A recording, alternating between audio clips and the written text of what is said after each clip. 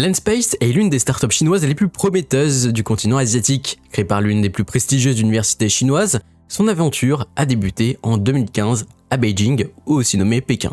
À sa création, son premier objectif était de développer une famille de micro-lanceurs conçus pour placer en orbite basse des satellites de quelques centaines de kilogrammes. Et c'est pour cela qu'elle a débuté avec un micro-lanceur du nom de Juche 1.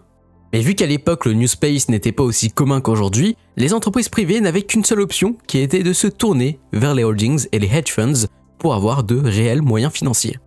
Ainsi, malgré les nombreuses levées de fonds, Landspace a pris la décision de faire le maximum d'économies sur la R&D en achetant certains composants auprès d'une société nationale que vous connaissez peut-être, la Casque. Avec ce lanceur à propagole solide de 3 étages, Juche 1 affichait une capacité de transport de 200 kg pour un déploiement en orbite héliosynchrone à 500 km. Ce qu'il faut savoir, c'est que son premier et son seul vol a eu lieu le 27 septembre 2018, qui a été malheureusement un échec. En effet, ce lanceur de 19 mètres de haut a rencontré une défaillance du système de contrôle d'altitude de son 3e étage, ce qui a compromis la mission. Par ailleurs, Landspace n'a pas vraiment eu le temps de se remettre de cet échec, car la Casque a décidé de ne plus fournir de composants à la firme car son lanceur Juche 1 pouvait menacer le lanceur qu'ils étaient en train de développer au sein du groupe, portant le nom de Long March 11 ou CZ11. Ainsi, Landspace s'est retrouvé face au mur, où il n'y avait plus de fournisseurs pour continuer le développement de son micro-lanceur. Mais suite à cette douche froide, l'entreprise a tout de même décidé de voir plus grand, en se lançant dans un tout nouveau projet du nom de Juche 2. 2017-2018, c'est une période où SpaceX a commencé à nous prouver que le réutilisable était possible, et finalement Landspace s'est dit pourquoi pas nous. Le lanceur partiellement réutilisable Juche 2 brûlant du méthane et de l'oxygène liquide peut placer 4 tonnes en orbite terrestre basse, ce qui lui permet d'être désigné comme un lanceur moyen.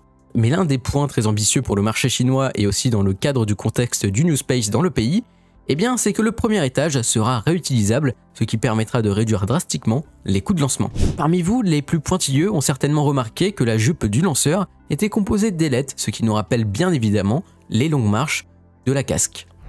Et la seule chose que nous savons aujourd'hui, c'est que le lanceur est prêt pour entrer dans une phase d'essai au sol. Néanmoins, en parlant de Juche 2, je vous cache une certaine part de vérité, car en plus d'être un lanceur, Juche 2 est une grande famille de fusées que Landspace compte développer.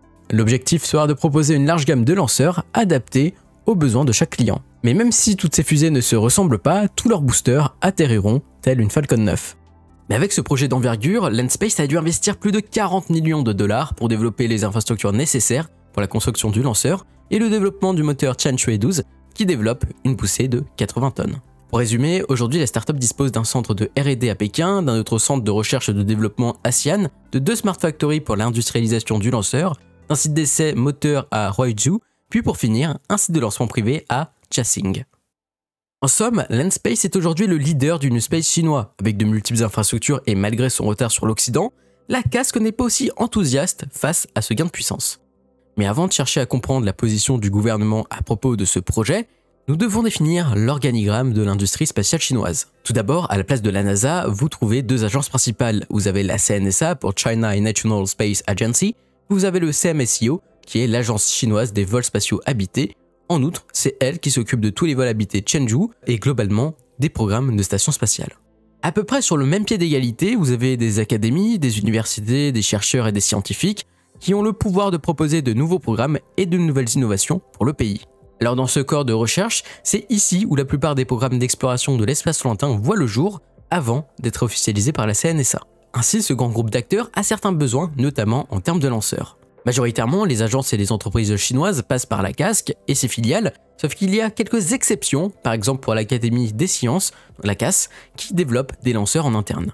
Par conséquent, en vue de sa posture nationale, la Casque possède une multitude de filiales comme la CALT, la CAST, la SAST, la SAT ou encore la China Space Sat Corporation, mais je vous assure que la liste est encore très longue donc on ne va pas trop s'intéresser à toutes ces filiales.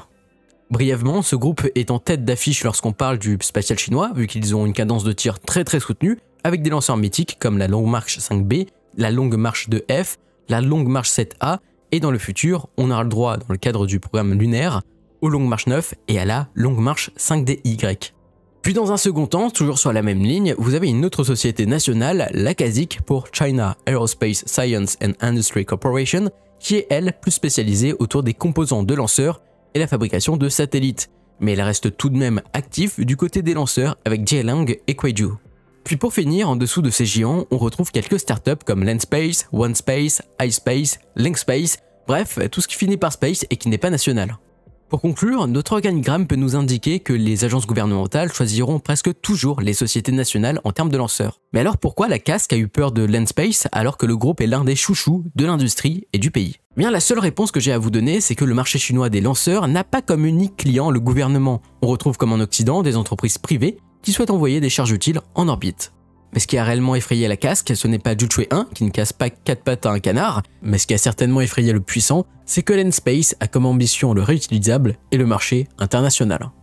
Juste un exemple, ces dernières années, Landspace a signé des contrats plutôt juteux avec une entreprise britannique du nom d'Open Cosmos, la société italienne D-Orbit et même le groupe national télé CCTV.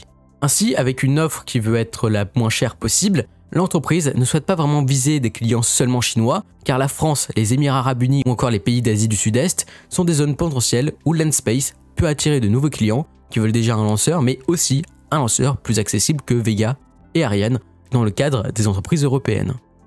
Donc finalement, est-ce que le gouvernement chinois a un intérêt de venir perturber le développement de Landspace? Pas vraiment. Bien au contraire, si Landspace réussit à attirer des clients étrangers, tout cela sera un énorme bénéfice pour la Chine.